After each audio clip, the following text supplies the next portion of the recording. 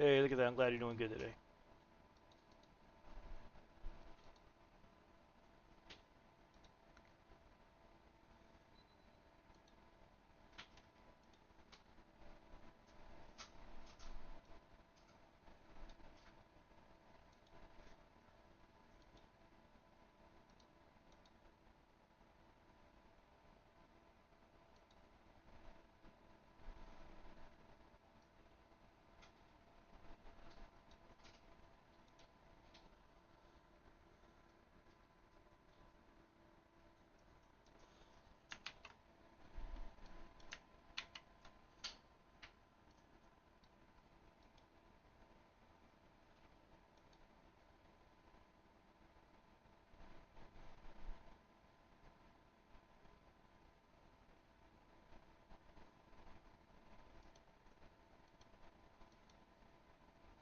Alright, okay, we're up and live on YouTube, it looks like right now.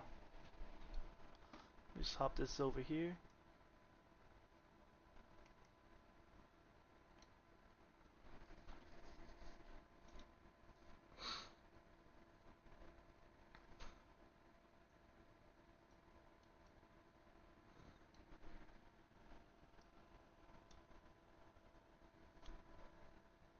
Alright, good morning to you, man. How was your day? Did you get your laptop fixed?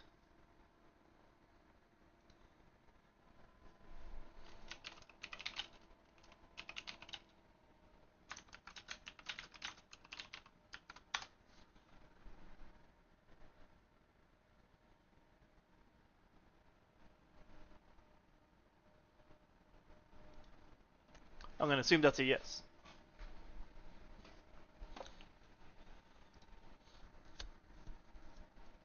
Alright, I got some topics picked out for today. I got a few things going on. I got a video scheduled up right now about the United States versus China and the Panama Canal, which is a very important one to cover, considering that the Panama Canal, which is right here, separates the east from the west and allows for quicker shipping of goods from one side to the other instead of having to go all the way around South America. You just cut right through here and cut your time in half. Up after that, we got this new TikToker who's currently who is currently facing 25 years in prison for pranks. I'm not sure about the country. I just came across this earlier today, and this content was such a hit yesterday. I figured I'd do it again. We got this from some domestic news in the United States. Trump official cuts billions in Harvard funds after university defied demands. This is by Timcast. He usually does good research videos and has interesting takes, but I want to add my layer on top of it. And then we have this one here, another TikToker who just was deported from Dubai. Yesterday we covered the guys who are currently facing prison time in Dubai for drugs, and now this guy, he's getting deported.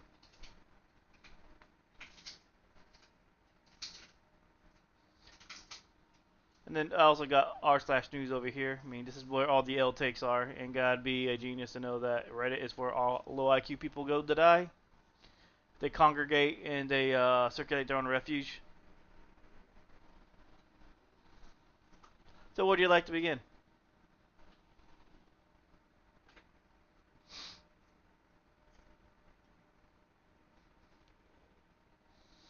All right, guess we'll just jump right into the China one on the far left. Yeah, but that's because money. You know, some people have more dollars and cents. Grounds in the U.S.-China Can you hear this rivalry, volume? Panama has made headlines recently with new Can you hear the sounds? The sound of the video?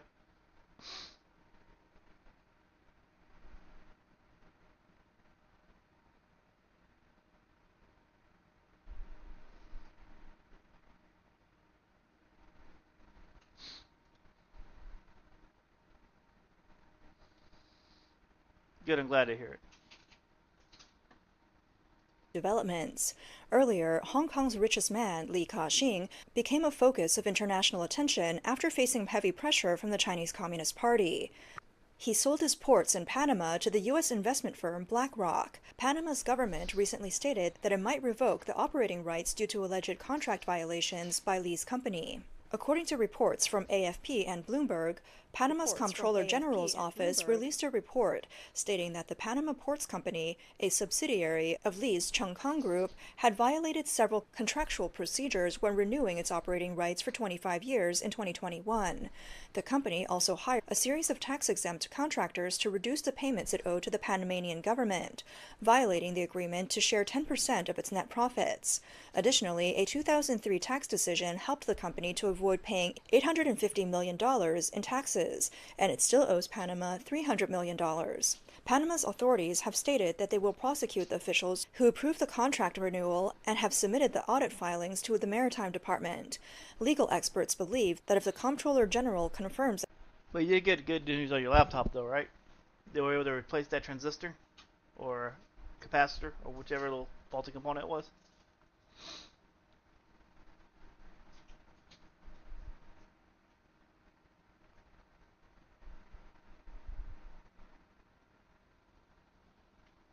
And can you hear the video?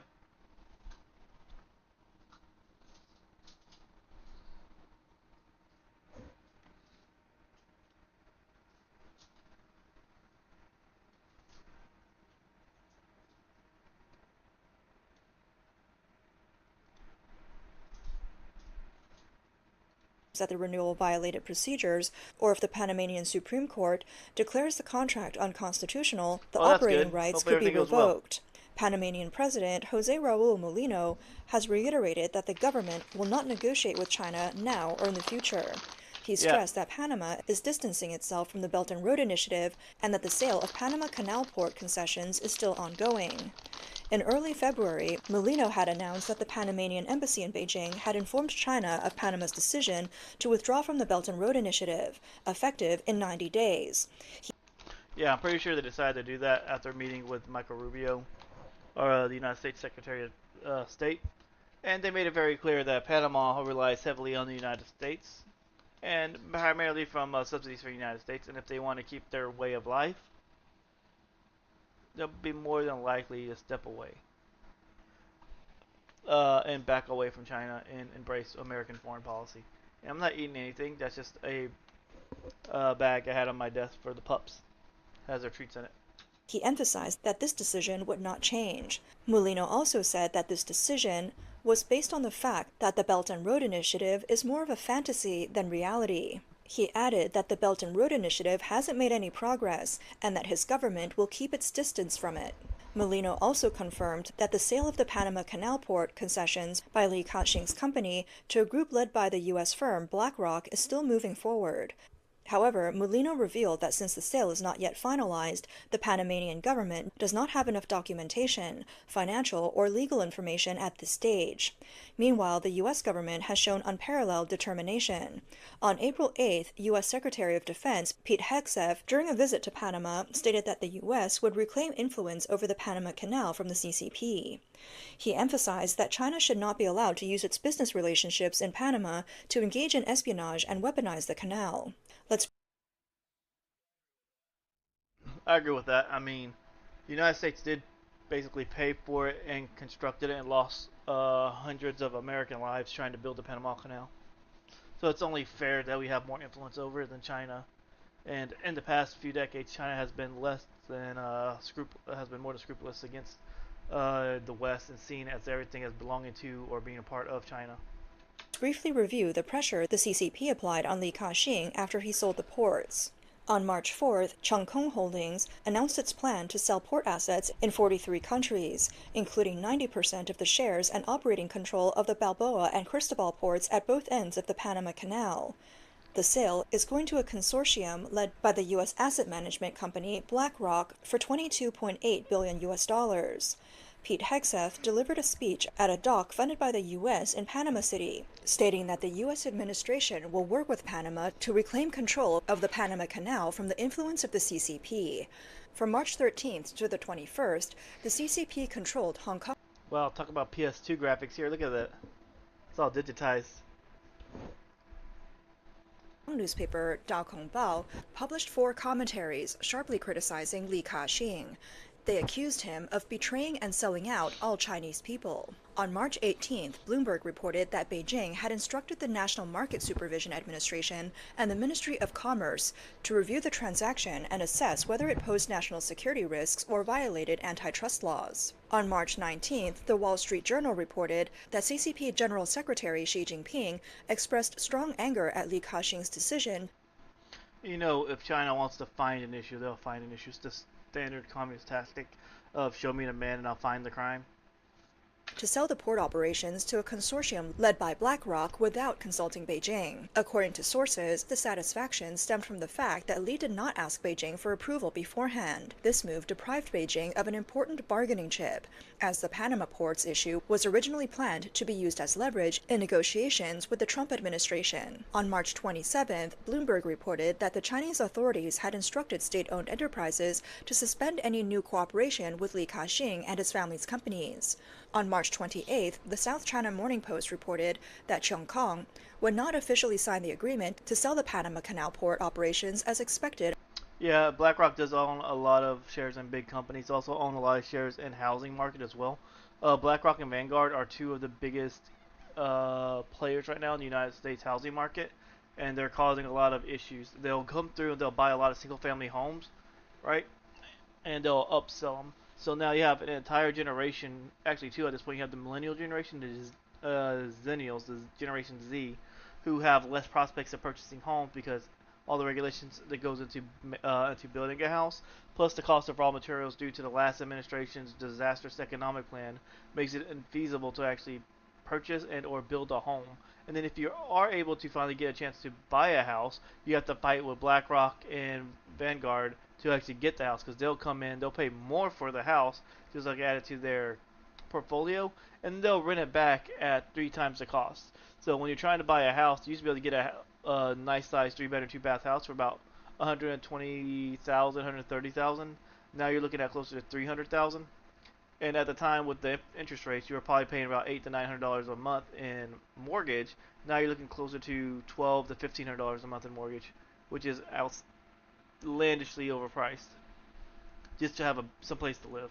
So they're trying to force a permanent renting class, honestly, which is a way to keep extracting resources, and they don't want to give the younger generation any type of chance of standing up on their own. On April 2nd. On the same day, China's National Market Supervision Administration announced that it would review the transaction. So, what consequences will the CCP's public pressure on Li Ka-shing have on the CCP? First, it removes any strategic flexibility for the CCP, forcing it into a direct confrontation with the U.S. After Donald Trump took office on January 20th, he pointed out that the CCP controlled the Panama Canal and declared that the U.S. would take back the canal, even if it meant using military force. What? Yeah, and he wasn't speaking in literals. He was speaking more in the metaphorical sense of his own, because what China was doing with the area was they were giving their ships preferential treatment to send goods through the Panama Canal, as well as giving them priority processing.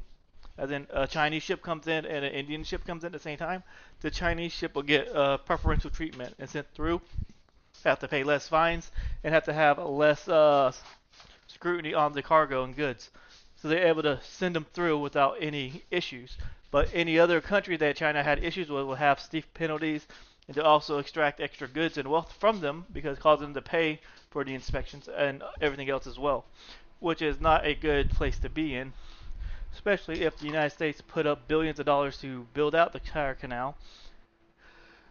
Just to have an American ship have to pay a ton of money to get transport from one side to the other. Why does Trump place so much importance on the Panama Canal? Because the Panama Canal is a key strategic passage connecting the Pacific and Atlantic Oceans. Built by the U.S. from 1904 to 1914, the canal is one of the most expensive projects in U.S. history. Not only did it cost vast amounts of money, but 38,000 American workers also died while constructing it. In 1977, the United States and Panama signed the Treaty on the Permanent Neutrality and Operation of the Panama Canal.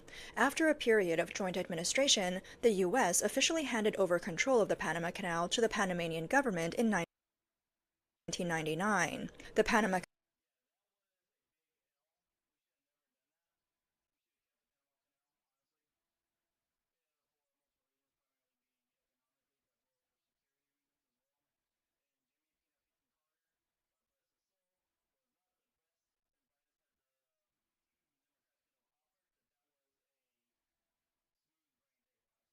Canal plays a crucial role in the U.S. economy and national security. Sorry about that. I had my headset on mute. I said that was a bad idea. The best advice the Democrats could offer at the time, Jimmy Peanut Pick and Carter decided to give back the Panama Canal to the Panamanians, which was a smooth brain take. We should have kept it because that would have given us a ton of economic advantages as well as a good security measure advantages as well to preventing any type of malicious foreign entity access from one side of the ocean to the other, and made it more difficult for them to actually get forces from one side to the other. Security. It is vital for the quick deployment of U.S. commercial ships and warships from the Atlantic to the Pacific. The U.S. is the canal's top user, with over 70% of the cargo transiting the canal going to or coming from U.S. ports. In 1997, Cheung Kong, a company owned by Hong Kong's Li Ka-shing, obtained the operating concession for the ports at both ends of the Panama Canal. In 2021, Cheung Kong renewed the concession for another 25 years, until 2047, in accordance with the automatic renewal clause of the contract. In 2017, Panama severed its ties with Taiwan and established diplomatic relations with the CCP. Over the past 8 years, more than 40 Chinese companies have set up operations in Panama, covering various sectors such as infrastructure, shipping, finance, telecommunications, and logistics. When President Trump repeatedly warned about the CCP's control over the Panama Canal, many may have dismissed the concerns. However, the CCP's pressure on Li Ka-shing has proven Trump's accusations against the CCP to be correct. Li Ka-shing is a private entrepreneur, and his business is his personal or family business. Cheung Kong is registered not in Hong Kong or mainland China, but in the Cayman Islands, a British territory. Li Ka-shing's nationality is Canadian, not Chinese. His sale of the two Panama ports has no connection to the CCP. However, because Li still lives in Hong Kong and his family has some business interests in China, the CCP links his personal or family business to its own interests, demanding that Li obey the CCP. For a foreign businessman like Li Ka-shing, who runs a foreign-invested company, the CCP's demand that he act according to its wishes is nothing short of bullying and coercion. If a war broke out between China and the U.S., and the CCP forced Li Ka-shing to shut down the two ports, it would pose a serious threat to U.S. economic and security interests. The CCP's actions against Li Ka-shing further validate Trump's views about the CCP controlling the Panama Canal. Trump's call to take back the canal is about protecting U.S. economic and security interests. Li is ready to sell the two Panama Canal ports to the U.S. firm BlackRock. The CCP's interference in the sale is tantamount to directly confronting the U.S. Second, the CCP's pressure on Li Ka-shing is bound to scare private enterprises, causing them to accelerate their exit from China. After the CCP implemented its reform and opening up policy in 1978, the private economy developed rapidly. It contributed more than 50% of China's tax revenue, over 60% of GDP, more than 70% of technological innovation, over 80% of urban development, and more than 90% of market entities. However, since the CCP's 19th National Congress in 2017, the CCP has repeatedly emphasized that the party leads everything. It advocated for state control, retreat of private enterprises, and with the party's role in resource allocation becoming increasingly dominant. Yeah, that's just another way that China likes to exert control over its people. It's the communist tactic, come in, bring everything underneath the umbrella of the government and the incompetence of the government, and then ruin it. I mean, you got President Winnie the Pooh Bear here, Mr. Xi Jinping, who can't take criticism, who can barely put two sentences together, but yeah, he's in charge of all of China. And we see how well that's been going. China has been more isolated and less economically advanced since he took over. Sure, the Belt and Road Initiative was a good idea, but poorly executed, possibly because at the top there's a bunch of corruption. Give me one moment. I have to take my pets out. I'll be right back in like 2 minutes.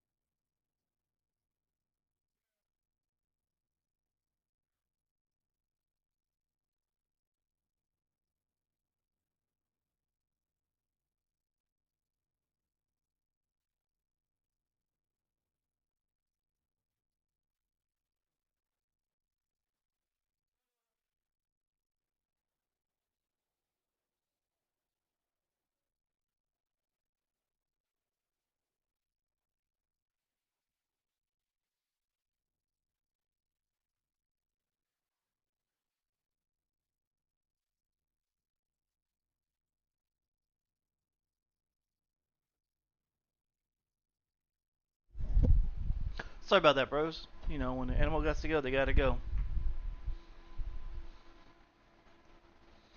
Well, that's good. I have a strong feeling that your computer is going to be back better than ever. You can go back doing what you do best. Streaming.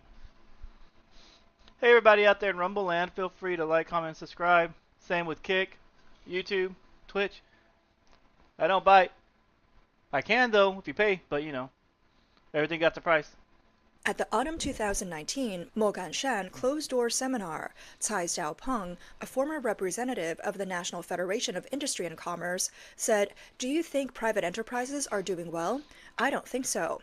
I have two groups with more than 2,000 private entrepreneurs, and not one says things are good." In August 2020, the CCP imposed 3 red lines regulatory requirements on China's real estate companies regarding debt risks, leading to financial difficulties for many real estate firms.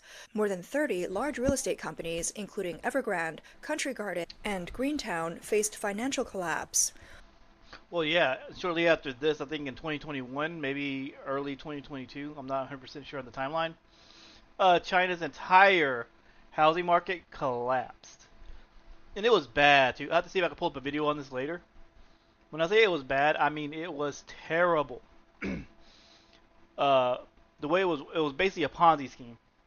I was an investor, right? I'll build like, hey, I'm going to build a 20-unit condo right here. Do you want in? And people bought in, right? And then they got greedy. And then they started selling future condos. Like, hey, this is our luxury condo we just built. We're also building this one over here and this one over here in the future. You can go ahead and pre-buy into these condos. And people would go ahead and buy it. And then they'll take the money and they'll run off. And if they ever started building it, they stopped halfway through because they didn't have no commitment because they already got the money. On October 24, 2020, Alibaba founder Jack Ma criticized the CCP's financial regulation at a summit in Shanghai, sparking outrage from the authorities. As a result, Alibaba's group, which was planning an initial public offering, $34 billion, saw the IPO fail. In April 2021, the CCP fought Alibaba a record 18.2 billion yuan on antitrust grounds. On July 4, 2021, the CCP ordered the removal of the Didi ride-hailing app. Under immense pressure from the CCP, Didi was forced to delist from the New York Stock Exchange on June 10, 2022. In just 1 year, from its listing to its delisting, Didi lost 380 billion yuan in market value. The CCP's sudden crackdown on the technology sector in 2021 led to some of China's most well-known private enterprises losing trillions of dollars in market value. On July 24, 2021, the CCP's double reduction ban caused the once booming Chinese education sector to lose hundreds of billions of dollars in market value almost overnight. In recent years, many private entrepreneurs have had their assets seized by the CCP. Some have been imprisoned, such as Sun Dawu, the founder of Hebei Dawu Group. In 2020, the reason why they do this is to exert control over their people. They don't want uncontrolled billionaires running around their country who have influence and have a way to reach the people. That's all it is. They want to be... The CCP wants to maintain control, even though all companies in Japan, China has to have a member of CCP on their board and a dedicated office to the CCP. The primary issue is China does not want competition within the government. And just like we have in the States where certain influencers, certain billionaires have some type of control or influence on the government and on the people, China doesn't want that. China wants to be the end-all, be-all of everything. So if someone starts coming up making a lot of money, they'll just smack them down right back to ground level. So you can make money, but you can't make a lot of money. 2023, China's economy faced a crisis, with crashes in the stock market, foreign exchange market, real estate market, and bond market. In 2024, the CCP implemented various measures to stimulate the economy, but the results were minimal. By 2025, facing a dire economic situation, the CCP was forced to turn to private entrepreneurs for help once again. On February 17th, the CCP held a meeting with private entrepreneurs, and on March 4th, state-run media published a lengthy article praising Xi Jinping, titled, "I have always supported private enterprises." However, just as the CCP was trying to court private entrepreneurs, news broke that the CCP was launching a major crackdown on private entrepreneur Li Ka-shing. China speaks out of both sides of their mouth. Like, oh, private business guy, please help us, please, please, please. The other side of the mouth is like, yeah, let's investigate these guys. Can't trust them. Not a dang one. CCP's intentions were clear. Private entrepreneurs under CCP rule must report all major transactions to the CCP. If the CCP agrees, the transaction can go ahead. If the CCP disagrees, the deal would fall through. If an entrepreneur persists in a transaction, the CCP's sanctions could be imposed at any time. In short, private entrepreneurs must listen to the party. If they cooperate, things can be negotiated. If they don't, they will not have a good outcome. This understanding of the CCP's power economy led Li Ka-shing to gradually withdraw from China after Xi Jinping came to power. Today, over 80% of Li's income comes from overseas markets in the UK, Canada, and Australia. The CCP's pressure on Li Ka-shing will only erode private entrepreneurs' confidence in the CCP, causing them to desperately seek ways to escape and avoid trouble. Third, the CCP's bully-like tactics against Li Ka-shing serve as the best shock education for foreign investors. Li Ka-shing's target buyer for the port transaction is the US-based BlackRock Group. According to insiders, BlackRock has deep ties with Chinese companies. It's the largest US shareholder of Tencent, Alibaba, China Ping An Insurance, Xiaomi, and NetEase. It is also the largest foreign shareholder of China Construction Bank and Meituan. BlackRock had once been considered an old friend of the CCP. During the CCP's strict zero-COVID policies in 2021, BlackRock was still expanding its investments in China. However, due to the deteriorating business environment in China, BlackRock began to consider withdrawing from the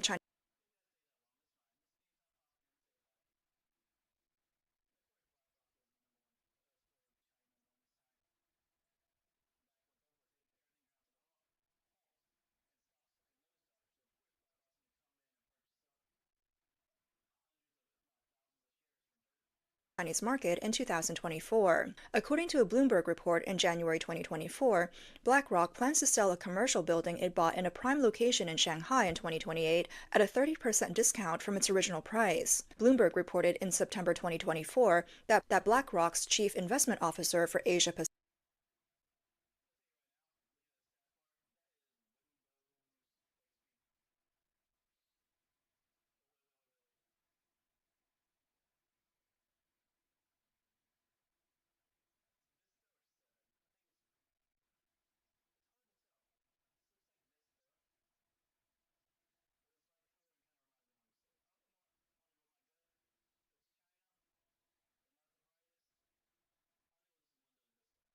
Pacific, Hamish McDonald, stated that China is no longer a consideration for the company's investment portfolio.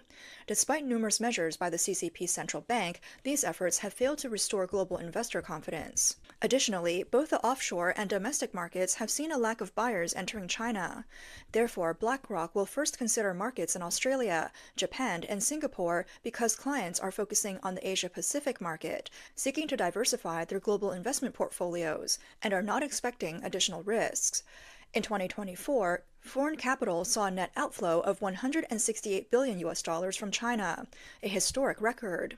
Foreign direct investment in China was only $4.5 billion, the lowest since 1992. Amid the massive outflow of foreign capital and a sharp decline in foreign investment in China, the CCP has been trying various methods to encourage foreign investment in the country. On March 28, 2025, Xi Jinping met with representatives of dozens of foreign companies in Beijing. In his speech, Xi stated that China is an ideal, safe, and proactive investment destination for foreign companies. He expressed hope that foreign businesses would put aside their concerns, strengthen their confidence, and feel assured to invest in China.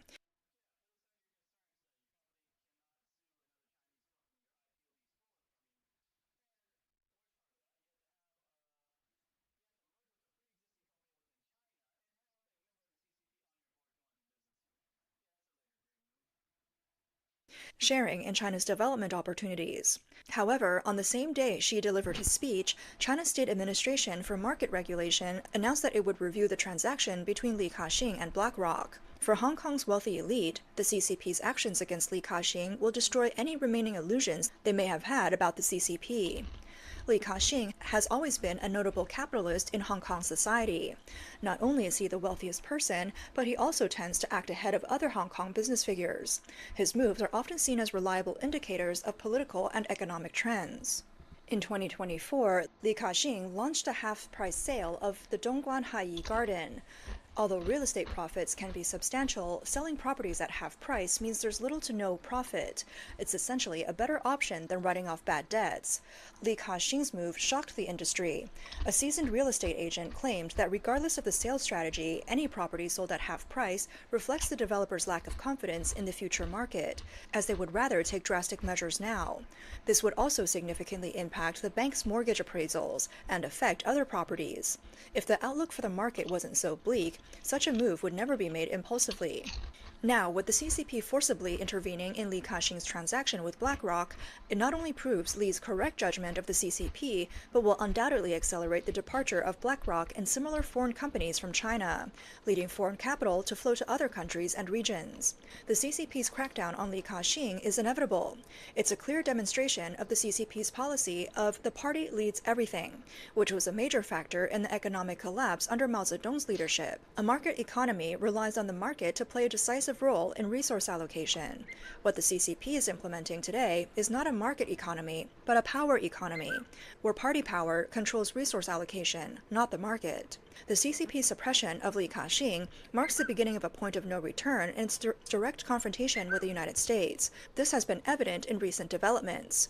Since the start of the trade war under President Trump, over 70 countries have actively responded to the U.S., expressing their willingness to lower or even eliminate tariffs to resolve their disputes with the U.S. But the CCP has taken the opposite approach. On April 7th, President Trump posted that if the CCP does not remove the retaliatory 34% tariffs by April 8th, the U.S. would impose an additional 50% tariff on April 9th and would reject all negotiation requests from Beijing. This is indeed what has come to pass. With this 50% increase, the cumulative tariff on Chinese goods has reached 104%, significantly affecting China's exports to the U.S. In a press conference on April 8th, Chinese Foreign Ministry spokesperson Lin Jian declared that China was not afraid of trouble and stated that if the U.S. insisted on continuing the tariff and trade war, China would fight to the end. This kind of rhetoric was seen as an escalation during the previous trade war under Trump's first term. On April 8th, a WeChat public account linked to the CCP published an article threatening to use 6 major countermeasures against the U.S., including imposing additional tariffs on agricultural products, banning U.S. poultry imports, banning U.S. movies, restricting U.S. service trade, conducting antitrust investigations on American companies, and suspending cooperation on fentanyl. However, China's... Let's see. China's threatening the United States with not taking our movies, which is a great thing. I mean, sure, it's a loss of money for the studios, but we'll get better movies, so that's a win. They're going to stop helping with the fentanyl stuff. They never were beginning to begin with. That's kind of like a non-starter anyways. They're going to intimidate and investigate U.S. companies in China. Big whoop. Ban services and stuff like that from China. That just means more stuff for the United States. More chicken. More chicken in the country means cheaper chicken in the country. Because they have to move that product.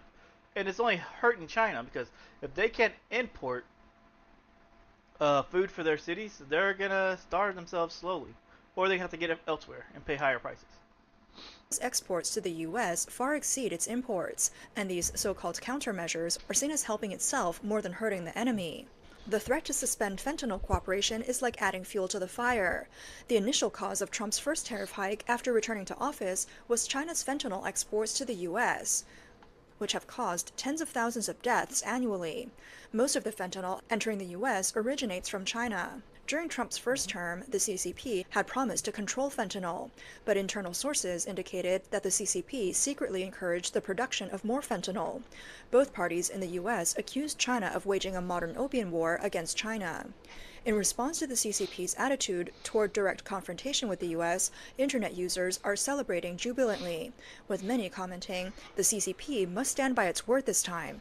It must go all the way. Don't disappoint the countless people who are waiting for your end. Please." Yeah, it's kind of sad when your own government is cheering for you to keep doing stupid just so your own government will collapse. That's how you know you messed up as a government.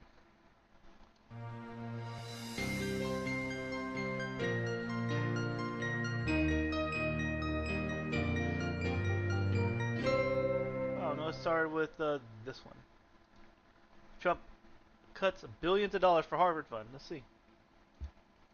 $2.3 billion in funding for Harvard because they ain't playing ball and dropping their DEI nonsense. Harvard says, no. This is a political stunt, and we're not going to let you dictate what we can or cannot do and say and teach at our university. But here's where it gets interesting, my friends. Now, when I imagine cutting of DEI, diversity, equity, inclusion, fine. We should be calling it diversity, inclusivity, and equity because then it's DI, but you get the point. When we think about that, we imagine special protections based on class and I would say special punishments based on class and things of this nature. That is Ibram Kendi's view that you have, what did he say? The only remedy for past discrimination is, the only remedy from present discrimination is future discrimination or something like that.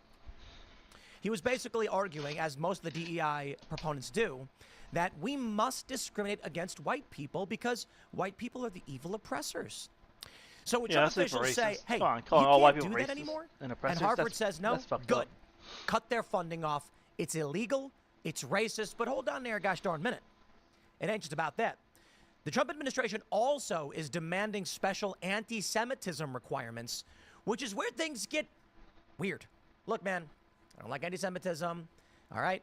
I think there's a lot of crazy crackpot conspiracy theorists out there who are obsessed with the Jews and Israel. But you're allowed to criticize Israel. You're allowed to have opinions, even if they're dumb. So the problem I largely have with DEI is that it enforces illegal action. Preferencing some races over another is a violation of the Civil Rights Act. So hold on. What is this that they're actually demanding? And what is this really about? I got to be honest. I don't think the principal battle is largely about DEI. I think the principal battle is largely about anti-Semitism and U.S. foreign policy. That is why Trump, his administration, is targeting individuals who are opposed to U.S. foreign policy. And, you know, Ian made a good point on IRL last week. It's because of the Suez Canal. Makes a lot of sense. Trump wants Greenland. Trump wants Panama. Trump wants the Suez. So Trump is going to defend Israel. But let me give you the news first before I rant on this. The Guardian reports Trump officials cut billions in Harvard funds after university defies demands. They say the U.S. Education Department is freezing about $2.3 billion in federal funds to Harvard University, the agency said on Monday. The announcement comes as the Ivy League school has decided to fight the White House's demands that it crack down on anti-Semitism and alleged civil rights violations, including shutting down diversity, equity, and inclusion programs, which I'm in favor of that. Harvard's statement today reinforces the troubling entitlement mindset that is endemic in our nation's most prestigious universities and colleges, that federal investment does not come with the responsibility to uphold civil rights law, said a member of the department task force on combating anti-Semitism in a statement. The Education Department Task Force on Combating Anti-Semitism said in a statement it was freezing $2.2 billion in grants and $60 million in a multi-year contract value to Harvard. I mean,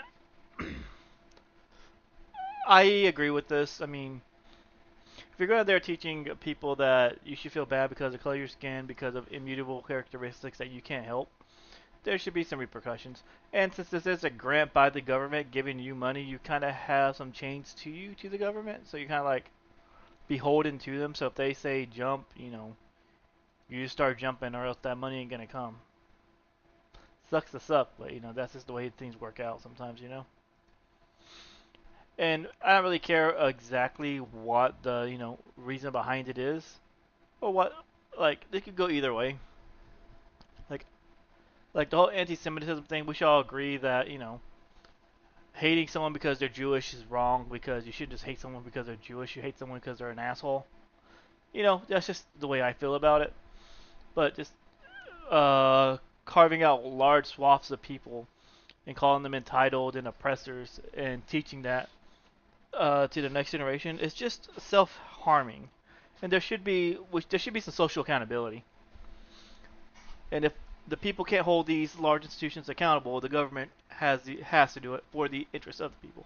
In a letter to Harvard on Friday, the administration called for broad government and leadership reforms, a requirement that Harvard institute what it calls merit-based admissions and hiring policies, as well as conduct an audit of the student body, faculty, and leadership on their views about diversity.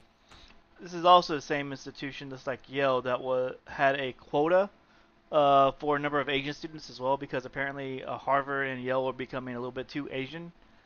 And in order to combat that, they lowered the requirements for blacks, Hispanics, and such, and increased the requirements for Asians. I mean, that is just unfair. I mean, if I'm let's say, a poor Korean kid on the south side of Chicago, right? It's like this fine individual here. I work my ass off. I save up and I study. I have to score higher than a black guy who grew up in a nicer part of the city, who had more things afforded to him, but he has to achieve less. That just breeds resentment. That causes racial tension.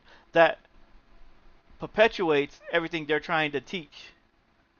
Because as like an Asian person from Southside Chicago who has to bust their asses to get ahead, seeing somebody over here just because the color of their skin get an easier take, yeah, it's gonna make me mad.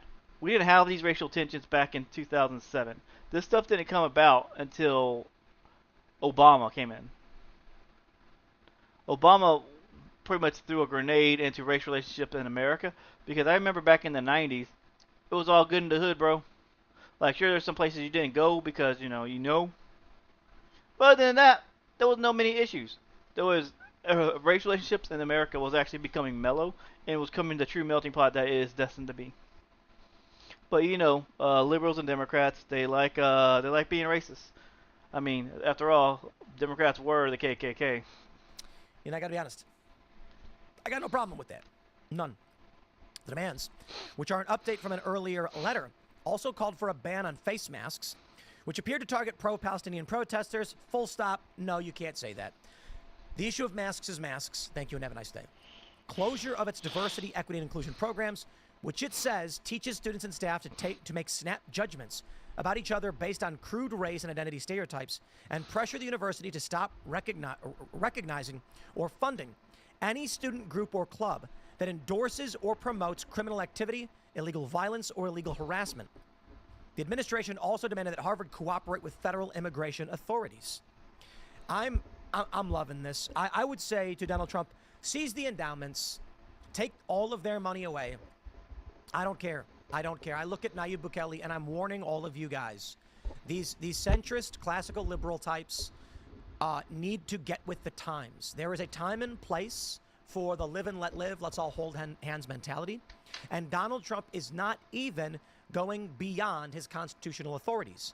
He is working intelligently within them, and the left is losing their mind, and they have to lie about everything in order to justify why they're actually mad.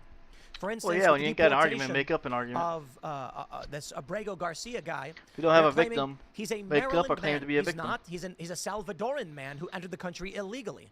They're saying Trump kidnapped a Maryland man and sent him to a foreign prison. That's insane. Trump deported a guy with a deportation order to his home country, where he's being held in jail for being a gang member in MS-13. The left says he was accused of no crimes. That's incorrect. He illegally entered the country. That's a crime. The penalty is deportation. He was sent home. What El Salvador does with its own citizens is on them. Absolute insanity how they're lying about everything. And this is why I'm saying, my friends, Donald Trump is a wartime president. Now, wartime has scales, has degrees, has gradients. And I did not come up with this idea. Okay, I did not make up one day that Trump. No, this has been in the conservative circles now for almost 8 years, because they arrested his lawyers, because they raided his home, because they tried to put him in prison. Extenuating circumstances have arisen where we do not hold back. But what I hear from these classical liberal centrist types is, Tim, are you saying Trump should violate the Constitution? He can't do that. No, I'm not. I'm saying no more deference and no more benefit of the doubt. Trump needs to use whatever authorities he has to shut down the anti-America, the destructive policies and actions of corrupt individuals. I agree with this. And for starters, we could start with, I don't know, these billionaires that are funding all this chaos that's currently going on in America. I mean, it's just an old street adage that I got from back in the day. I remember my old grandpappy telling me, you want to find the truth, that the crown followed the old rich white man, and there's a lot of rich white men that's on the Democrat side that don't like this orange man. And if you ask me, that's kind of racist. You got a white guy that like an orange guy. That orange guy nothing to do on them. Nah. The problem is, Trump is coming in. He's pissing all over him. He's telling him to fuck off, and he's doing what he wants to do. He's not playing ball. He's not going to be a butt puppet for the liberal economic order, and he truly believes in this country. And I believe in him for that as well. Because why should I have to listen to rules that are made up by people in California that don't affect me in the daily life in the great state of Oklahoma, huh? Why should I have to follow gun laws that affect people in New York because of population density when I'm out here in the middle of nowhere? Why should I have to pay my own? Well, let me pay. Why should I have my money ripped out of my paycheck every week to fund the Green New Deal, which does not put anything back into our own economy? It only wastes money. And then you're going to have these people talk down to you? Nah, screw that. That is deporting people under the Alien Enemies Act, which he's allowed to do. And then they scream and they cry he's kidnapping a Maryland man to send to a foreign prison. Lies. All lies. Read the Supreme Court. This is absolutely insane that we're at this point. I don't want to go. Yeah, it's kind of funny. People on the left can't read. Story we're going to do for our noon live and our 4 p.m. Timcast segment. But anyway, I digress. To the universities, Donald Trump should use any and all authorities he has to strip them of their funding to stop the communist garbage that these schools are espousing. As for the anti-Semitism thing, I'm kind of like, I understand there's a threat to U.S. foreign policy, but this one's a little overt, okay? Maybe overt's not the right word, but a little heavy-handed. I think it undermines your play. I think Trump can say, the anti-Semitism thing I think is dumb. I think what he should say is threats to U.S. foreign policy. I guess the issue is they can't. It's a free speech issue, and anti-Semitism gets them around that. Harvard's president said in a letter they would not comply. Quote, no government, regardless of which party is in power, should dictate what private universities can teach. Are you kidding me? You're right. You're completely right, Harvard president. And the government has to give you money. So we're in agreement. Teach whatever you want. No money from the government. I ain't paying for it. He says what they can teach, whom they can admit and hire, and which areas of study and inquiry they can pursue. Alan Garber, the president, wrote, adding that Harvard has taken extensive reforms to address anti-Semitism. No, I want that guy investigated. Alan Garber investigated. It makes clear that the intention is not to work with us to address anti-Semitism in a cooperative and constructive manner. Although some of the demands outlined by the government are aimed at combating anti-Semitism, the majority represent direct governmental regulation on the intellectual conditions at Harvard. Cry more. You don't deserve free government money. Trump, give me $2.3 billion. Nah, screw that. Give it to me. I'm broke. University. And there you go. How much? I'll tell you this. Give it to the people. 50 million individuals Quit wasting in this our country money. Would take $2.3 billion and try to make a university. And even the stupidest of people, a homeless guy getting drunk on the street, would do a better job of handling this than Harvard is in terms of Trump's demands. Here's $2.3 billion. Get a bunch of young people together and don't have them do any of this diversity, equity garbage or allow them to protest and be a Hey, here's some money. Don't be racist. Cool. Any That's random it. person That's can all it do it. boils down to. It's like, hey, On Monday, Harvard, Barack Obama posted you in want support money? of the university. Yeah, don't be racist. Harvard Oh, set an man. example for other higher ed institutions, rejecting an unlawful and ham-handed attempt to stifle academic freedom, while taking concrete steps to make sure all students at Harvard can benefit from an environment of intellectual inquiry, rigorous debate, and mutual respect. Let's hope other institutions follow suit. The demands from the Trump administration prompted a group of alumni to write to university leaders calling for it to legally contest and refuse to comply with unlawful demands and threaten academic freedom. I hate communists so much. I hate communists so much, guys. All Trump said was, we're not going to give you $2.3 billion. Give. All you got to do is abide by the law. And the communists are screaming and banging on the table. We should get free government money. I absolutely I despise these people so much. Harvard stood up for integrity today. Integrity, values, and freedoms that serve as the foundation of higher education, says Anurima Bhargava, one of the alumni behind the letter. Harvard reminded the world that learning, innovation, and transformative growth will not yield to bullying and authoritarian whims. Yeah, all they said was Harvard is spitting in the face of the American people. We refuse to stop espousing the ethos of communism. We want more communism. We want people to hate America. We want people to hate white people. We want people just to hate. And we also want people to be stupid. Sure, our degrees are worth nothing. We lost all credibility, but you're too dumb to know that, and you're still going to give us money. Yeah. And this is also going to follow Cambridge as well. And if you look at it, this is all ideologues. They don't have the ability to see past their own nose. That's it. Wartime president. Trump, iron fist time, okay? And what I'm saying, and I'll stress this again, is within his constitutional limits. And he's got great powers. These people have made the argument they should get our money, taxpayer money, given to them with no stipulations and no requirements. Trump simply said, what you're doing is illegal, okay? 1964 Civil Rights Act, illegal, so we're not going to pay you. And these scumbags are outright stating they are entitled to your money so that they can teach people to be racist. Incredible. They're going to mention it sparked a protest over the weekend from members of the Harvard community and residents of Cambridge, and a lawsuit from the American Association of University Professors on Friday challenging the cuts. In their lawsuit, plaintiffs argue that the Trump administration has failed to follow steps required under Title VI before it starts cutting funds, and giving notice of the cuts to both the university and Congress. These sweeping yet indeterminate demands are not remedies targeting the causes of any determination of noncompliance with federal law.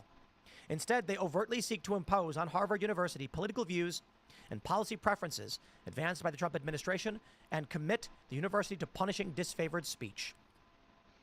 You have no right to our money. End of story. Now, Obama, of course, came out and said it's a good thing that people are racist because he is one of the worst presidents we've ever had. Because Obama is racist and secretly gay. Because I'm pretty sure if you look at Michelle Obama, she looks more like a linebacker than a woman. Despite the fact he was overwhelmingly popular, he was. I wish people would pay attention to the news and what is happening in this country. Because Barack Obama gets into office saying, we're gonna bring our troops back. Granted, he was wishy-washy. He did talk about needing more troops in Afghanistan. But the idea pressed by Democrats among young people was that he was the anti-war guy. This dude was one of the most brutal foreign policy actors of our day. To be fair, they did call him deporter-in-chief, so I can't fault him for that. But Barack Obama killed American citizens.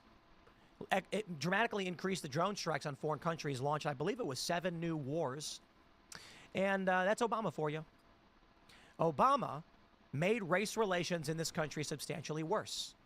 Instead of coming out and saying, we must be friends, neighbors, brothers, sisters, fathers, mothers, he said, Trayvon looked like how my son would have looked or something like that. So when the BLM riots kicked off, this is the beginning of Black Lives Matter with Trayvon Martin, and the media lied about everything, Obama said, let's throw gasoline on the fire. He was an awful president. He was miserable. Now, hey, if you're the deep state and you like U.S. foreign policy, you probably like Obama. You probably think he was a good dude. Sure, he surged our Middle Eastern presence. He bombed people. He got us entangled in Syria and Libya. Oh, boy. Right. Well, my friends, there's more. In Maine, a judge has ordered Trump, give him the money. Same deal. Trump told Maine, I'm not giving you federal funds if you're going to allow men to compete against women. Why? It's illegal. And Trump chooses how the law is enforced. Or I should say, he has means under the Constitution to enforce the law, and he chooses how and when he does that. That does not mean the executive branch can do random crazy things. In this regard, Trump ordered a freezing of the funds to Maine because they're in violation of the law.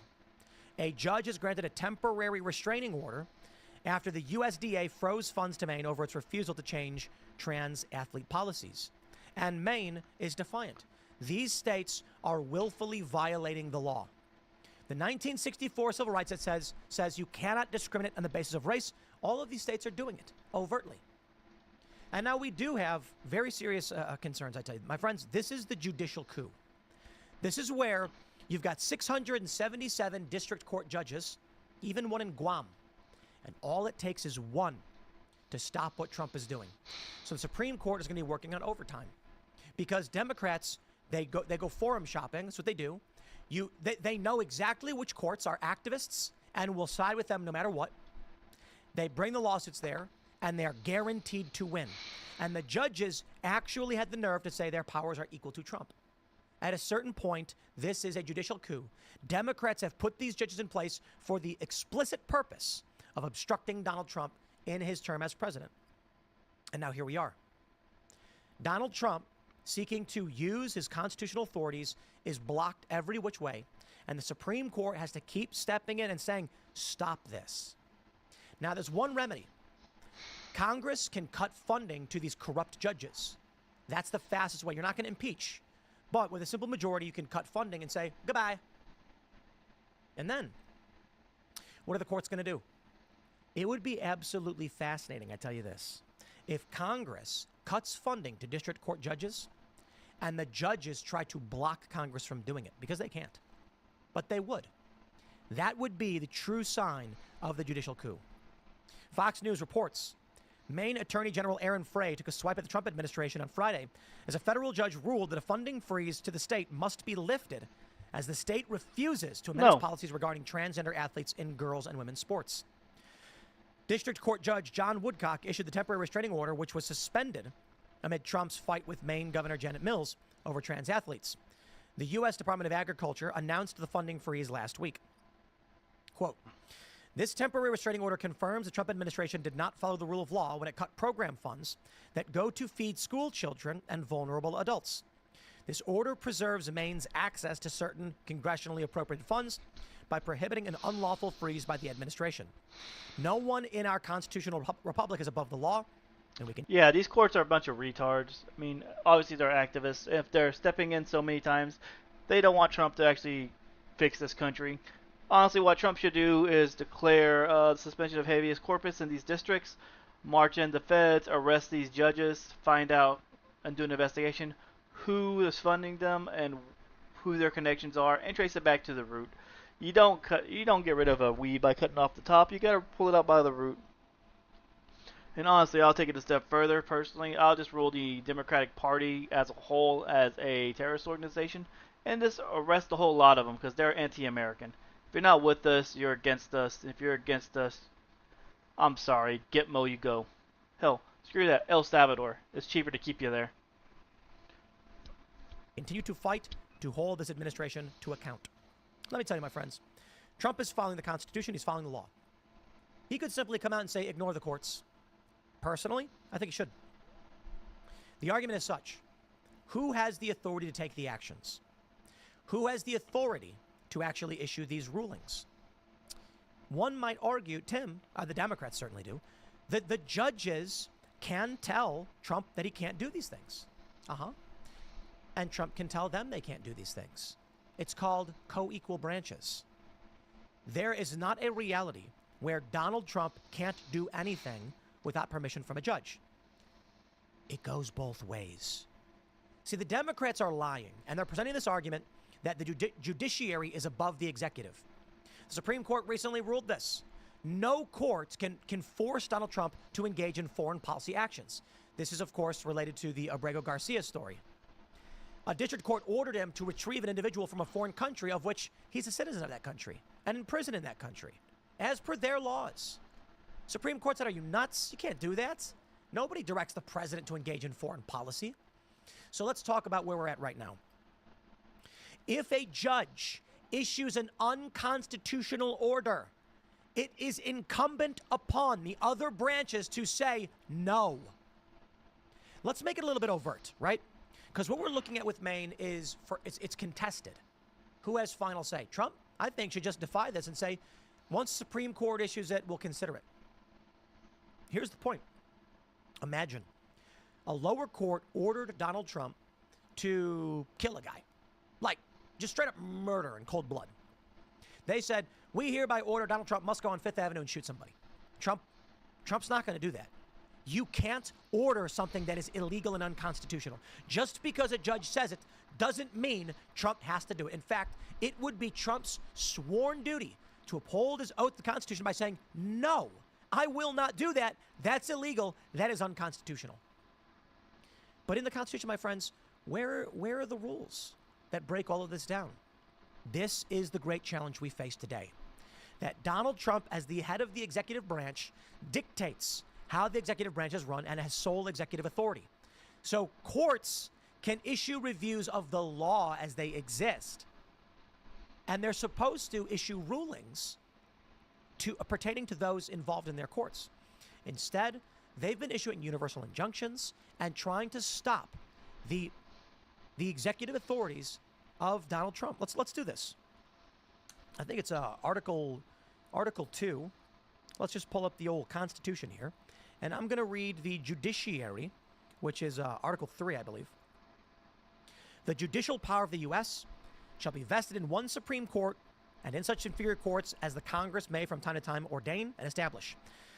The judges, both of the Supreme and inferior courts, shall hold their offices during good behavior and shall at stated times receive for their services a compensation which shall not be diminished during their continuance in office.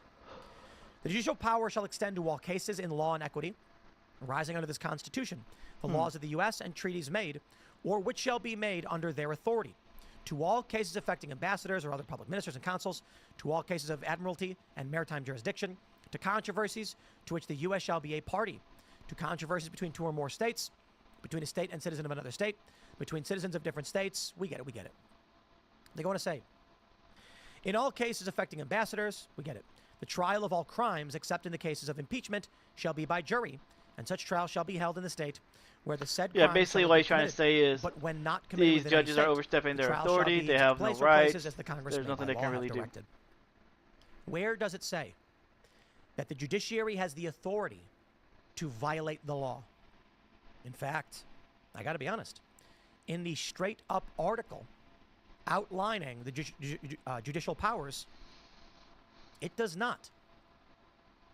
It does not have a determination as to what happens when they seek to violate the Constitution. Because let me put it bluntly. Article 2 says the executive power shall be vested in a president of the United States of America.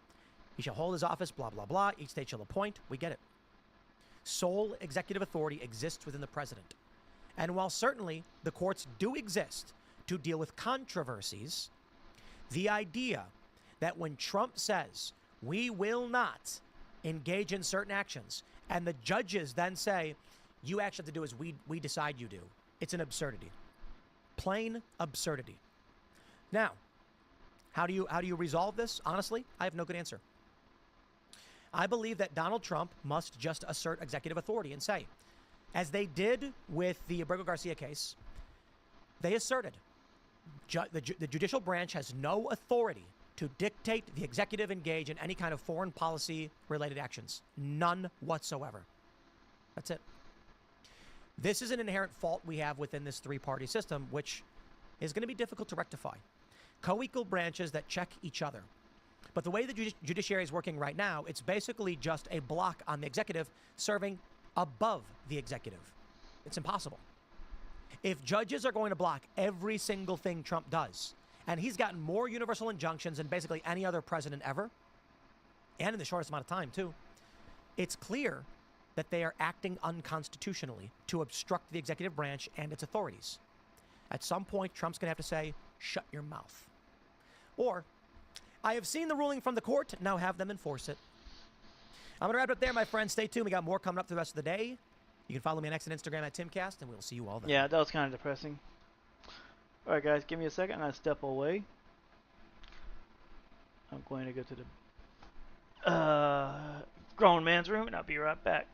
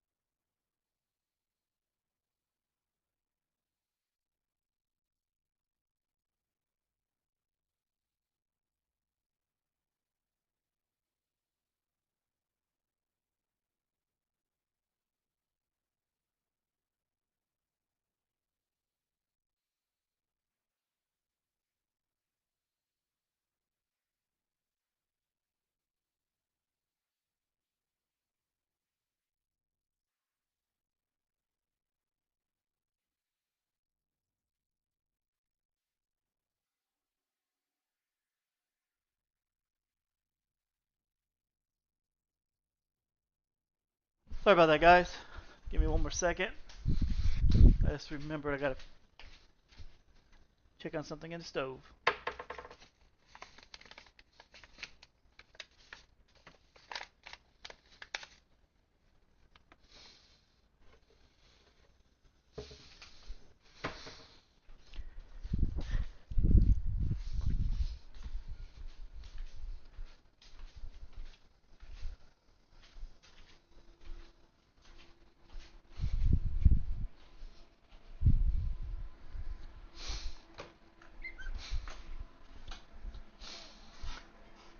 How's everybody doing here?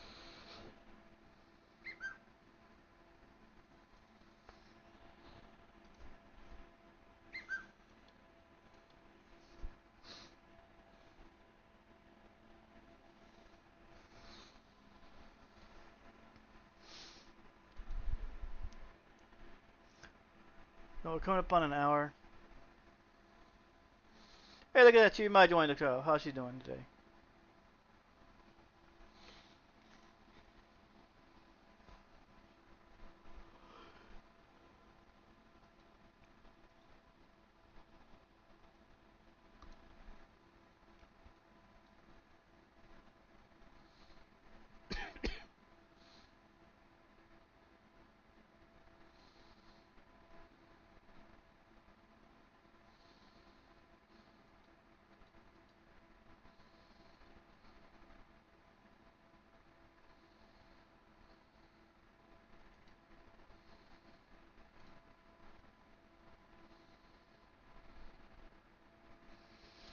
Alright, Chief Mike must have stepped away.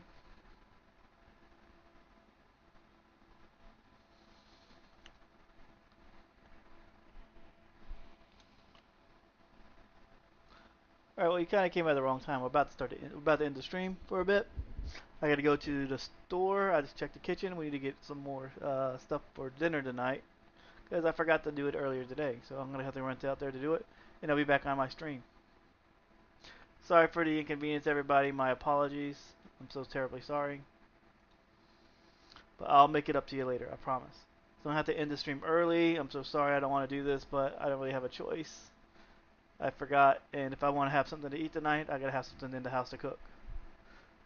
Again, please remember to like, comment, subscribe, and follow. If you have any questions, critiques, or how I could better serve you, the people, let me know.